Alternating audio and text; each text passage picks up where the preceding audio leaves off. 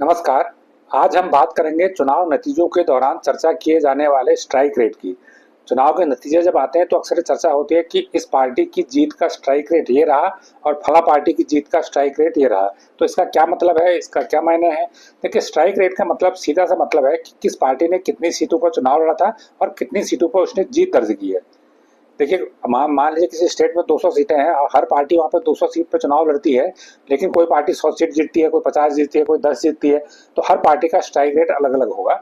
इस strike rate से party का ये आकलन किया जाता है कि वो कितनी पॉपुलर है और कितनी उसके लोगों में उसके बीच अच्छी पैठ बनी हुई है। अगर हम महाराष्ट्र के चुनाव के नतीजों की बात करें जो आज आए हैं, तो उसमें जो बीजेपी का स्ट्राइक रेट है वो सबसे ऊपर गया है, वो 84% के करीब आया है। बीजेपी ने 145 सीटों पर चुनाव लड़ा था और 122 सीट करीब वो जीत रही है। तो उसका जो स्ट्राइक रेट है वो 84% है, ये सबसे ज़्यादा रहा है।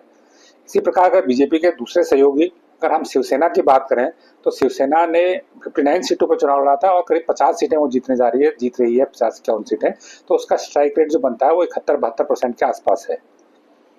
तीसरी जो पार्टी वहाँ पर है, एनडीए की प्रमुख घटक है, वो एनसीपी, अजीत पवार है और उसने 58 सीट पर चुनाव लड़ा था और 37 सीटें करीब वो 37-38 सीटें वो जीत रही है।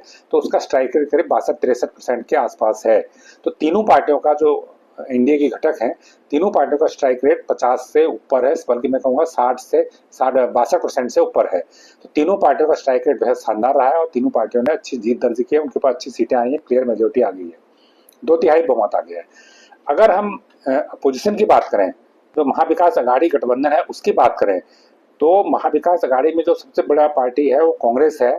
उसने 102 सीटों पर चुनाव लड़ा था और करीब उसने 18-19 सीटें वो जीत रही हैं। तो उसका अगर हम स्ट्राइक रेट करें तो 17-18% करीब उसका स्ट्राइक रेट वहाँ पर निकल के आ रहा है। तो बहुत कम है, कहाँ 102 सीटें लड़ रहे हैं और अब 18 सीटें जीत पा रहे हैं। इसी प्रकार अगर हम कांग्रेस के दूसरे सहयोगी, महाविकास अघाड़ी के दूसरे घटक शिवसेना उद्धव ठाकरे गुट की बात करें, तो उसने 92 सीटों पर चुनाव लड़ा था, लेकिन वो मुश्किल से 20 सीटें जीत पा रही है। तो उसका स्ट्राइक रेट बनना है करीब 20% के आसपास बनना है। तो ये भी बहुत कम है, 50% से नीचे जितना है वो उतना कम माना जाता है।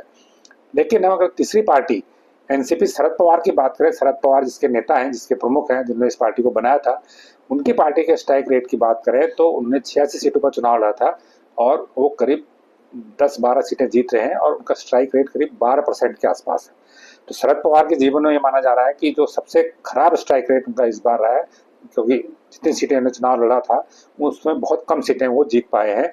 उसकी वजह जो है वो सब जानते हैं, क्योंकि पार्टी दो हिस्सों में विभाजित हो चुकी है।